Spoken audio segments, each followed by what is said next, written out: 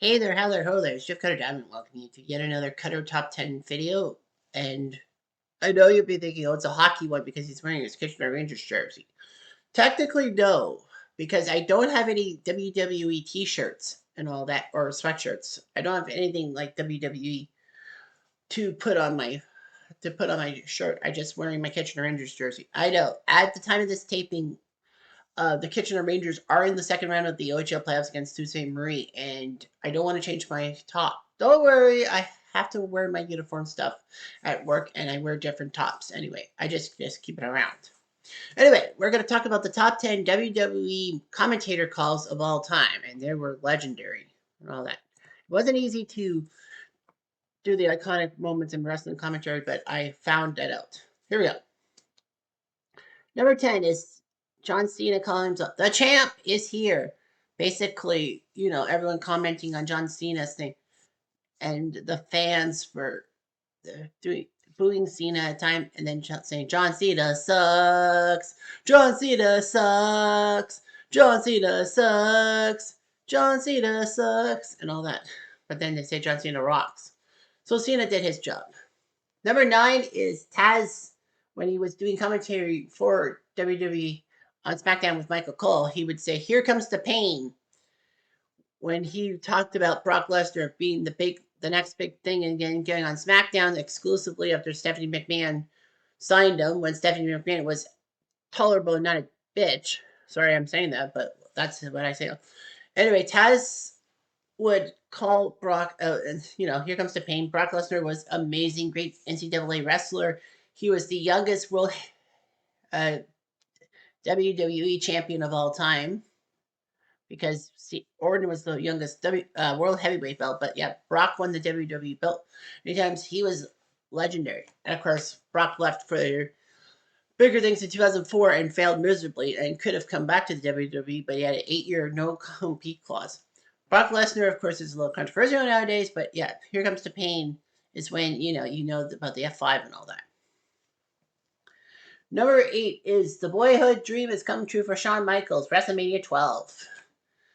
So when Vince McMahon was actually a play-by-play announcer, and he was pretty manageable, I liked him, and he didn't give hints that he was the head of the company in a sense on TV.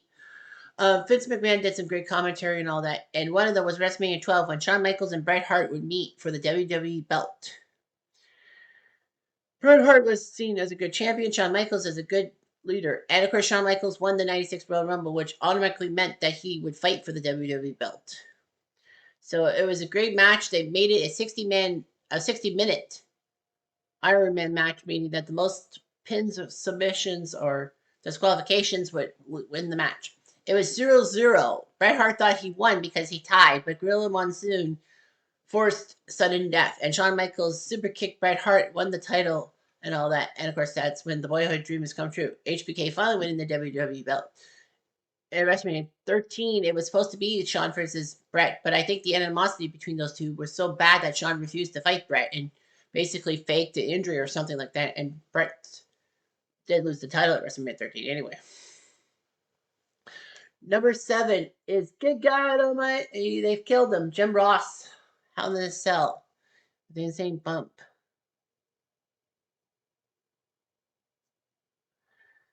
Yeah, this was the second of the bumps that Mick Foley did against The Undertaker at King of the Ring, but this was less dangerous. God Almighty, they killed him after Mick Foley took a bump off the top of the cell and fell down below with a chair flying down and busting like a tooth and all that. And then Jerry Lawler says, "Good, that killed him. As God is my witness, he has broken it." No. Someone stop the damn match. Enough is enough. But that wasn't the most insane bump that Mick Foley did in that match against Undertaker. We'll talk about that later. Number 5. Sorry, I screwed up, didn't I? Yeah. So number 6 is fifth. That'll put butts in the seats from Tony Schiavone in 1999. Schiavone actually spent 1 year as a WWE play-by-play guy, but then went back to Turner broadcasting for WCW stuff and all that. So Schiavone was told by Eric Bischoff, who was the head of WCW, to basically spoil all the WWE results because on Monday night because they were challenging the Monday Night Wars, and WWE sometimes would do two shows, like 2 weeks of shows in one, and basically do tape delay. Unfortunately, though, it bit WCW in the ass. In 1999, Mick Foley, of course, his famous match with The Rock, winning the WWE belt thanks to him returning Stone Cold Steve Austin, and Mick Foley finally doing it, and then basically the massive reaction and all that. Um, Schiavone was told by Bischoff to spoil that and says, "Fuck, that put butts in the seats." Little did he know that more than 500,000 fans switched from WCW to WWE. And it also didn't help that WCW's had a title match between Kevin Nash and Hulk Hogan, which Hulk won with a finger poke to the chest. They called it the finger poke of doom because it brought WCW downwards and WWE upwards for Mick Foley and brought the Attitude Era better. Number 5 is The Rock says, "Know your role and shut your mouth." As The Rock was known for his sayings and all that. Although Stone Cold Steve Austin also said, "Austin 316 says I just whooped your ass." But anyhow, The Rock doing his job. Know your role and shut your mouth. So yeah, it was a catchphrase when he was evil Rock and even good Rock. Number 4 is Jim Ross on the Owen Hart tribute show, May 1999. On May 23rd, 1999, at Over the Edge, a pay-per-view in Kansas City, Owen Hart was supposed to dress up as a blue blazer and win the IC belt from The Godfather. Of course, he was going to, it made him a comedic superhero and basically made him like take a pratfall after being released from a harness. Unfortunately, Owen didn't really practice the stunt, and when Owen was trying to wiggle himself better in the harness, it actually released and he fell over 90 feet on top of a ring post. The good news is that the pay-per-view audience actually did not see it. They actually ended up seeing like a promo for the fight, and Jim Ross and Jerry Lawler had to talk about Owen Hart and Owen's death. And then the next night on Raw, all storylines were scrapped, and the wrestlers could appear as themselves. And basically, Jeff Jarrett cried a lot. Triple H even said some stuff about Owen Hart. But yeah, at the end, when Stone Cold gave a Stone Cold salute to Owen Hart, Jim Ross and Jerry Lawler had the camera on them, and Jim Ross said, "All I can say about Owen Hart is, I wish to God that someone I could be as good as a man, so I can see him again someday." And then Jerry Lawler pipes up saying that, "I learned something about Owen is don't take your loved ones for granted." It's one of the most heartbreaking final moments around. Number 3 is The Miracle Kid from Michael Cole, WrestleMania 30 in 2014. So Daniel Bryan was a good wrestler and all that. He ended up being world heavyweight champion for a while in 2011. He was kind of a heel in Michael Cole's face, and then Sheamus beat him in 18 seconds.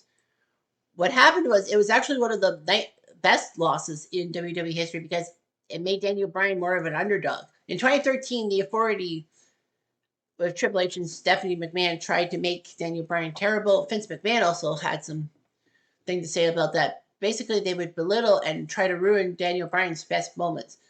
However, in 2014, after Royal Rumble, Daniel Bryan decided to have fans storm the floor and basically take over the show. Triple H fouled Daniel Bryan trouble, but he said that if Daniel Bryan could beat Triple H, he would be in the main event for the belt alongside Randy Orton and Batista. Daniel Bryan did beat Triple H fairly, and then unfortunately he got post-match assault.